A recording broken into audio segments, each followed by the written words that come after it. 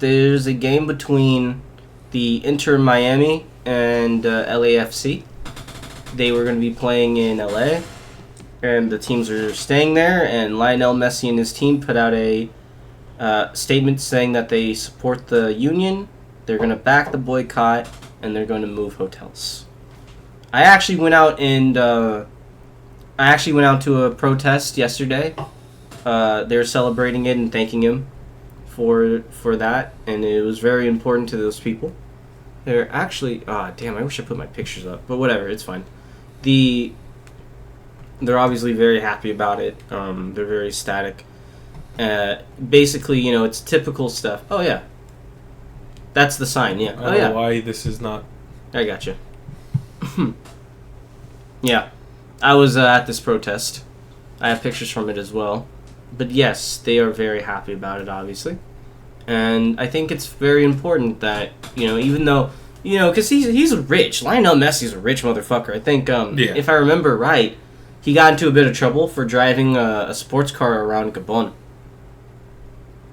Why was it bad?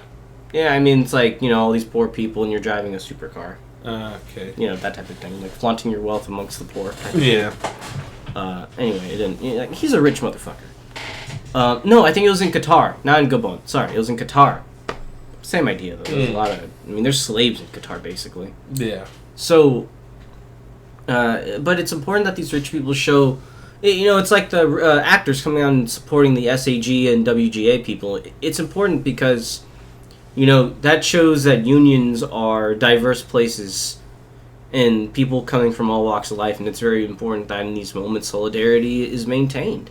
And that these people are supported. But there is something I want to talk to you about, because I want your opinion. We've had differences of opinion on protests before. Mm-hmm. Like, this is an example of a protest taking place on a sidewalk and all that. Not, being in the way too much, but being an annoyance. But a tactic they used, and I want to know what you think, is people who are coming in and out, they would, boo and kind of yell at and stuff sometimes. They would pull out red cards and stuff because, soccer red's like a foul or whatever. Yeah. And what do you think about those tactics, kind of, in a way, going after the patrons? You can go after the patrons. I mean, they're not physically assaulting them, so anything verbal, I don't really care. Do you think that can turn people off? Oh, like doing that to just normal people going in and out. I mean, because you're doing an action. Mm-hmm. I don't think doing that would make people feel negatively toward the union. I think it's more socially accepted. It's people will know that scabs are yelled at and talked down upon by the union because you're effectively hurting them. Mm-hmm. I think America has history with unions, protesters, strikers talking down to people who are basically taking stuff from the businesses that are screwing them over. It's almost like taking food out of their mouth. Yeah. And it's like, really, you're going to do this? Like, this is bad. I mean, America has a strong history of that. You look at stuff like from the Cesar Chavez, strikes. But I've already paid for this hotel. I've already made the reservation months ago. Look, if you could afford that hotel, you could probably afford to not go there. My guess is, especially if it's a hotel that Messi's going to. Mm-hmm. My guess is you could afford to to go elsewhere. Mm-hmm.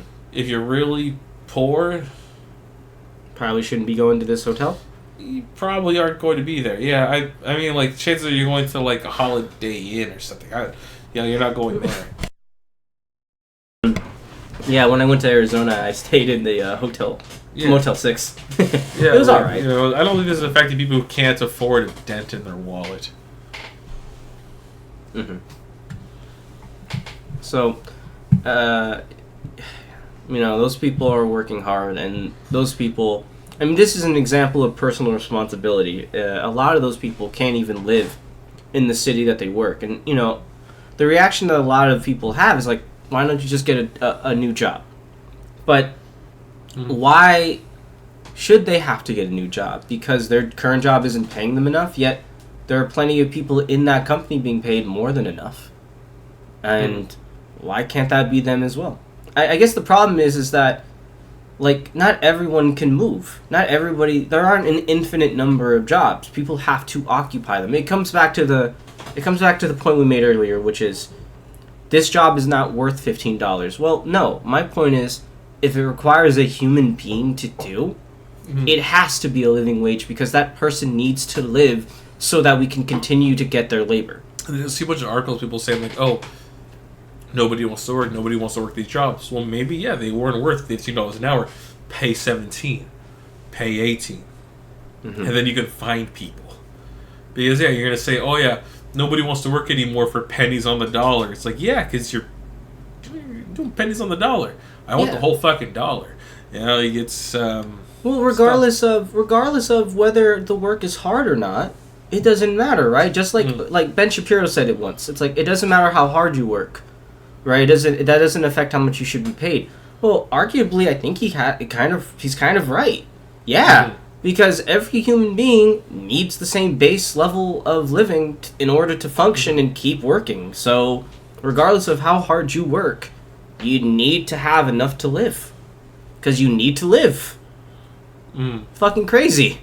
If it requires a human being, then it needs to pay enough for a human being to live. That is a economic attitude, because that person, that job exists, right? I mean, it goes back to the way FDR points it too. If it can't support a person, then it probably doesn't need to exist. That's also another point too. Like, if the job can't be lived off of, then it's not a valid job that we should be encouraging people to have. Like, it's a job that is replaceable. So, but that's the thing, right? The only reason why it's not a job that should exist is because people don't want to pay enough. That's... You made the argument that, like, if it's a gig on the weekend, but this isn't that. This is a job that's needed every day of the week, 24/7. Yeah. This is a whole industry that you're just underpaying people for. For some people, it's not even like a 9 to 5. It's like a fucking 6 a.m. to 10 p.m. at night. Yeah. It's like 12, 15-hour days. These are people working all the time, fulfilling a service that is in constant need. So, yeah, like, if you're serving a constant need, yeah, you need to be paid enough to live, because, again, like, that's just a basic requirement to have workers. Like, I don't understand how economists miss that. It's like, I know some don't, but it feels like the attitude is generally ignoring that part. It's like, your workers need enough to live.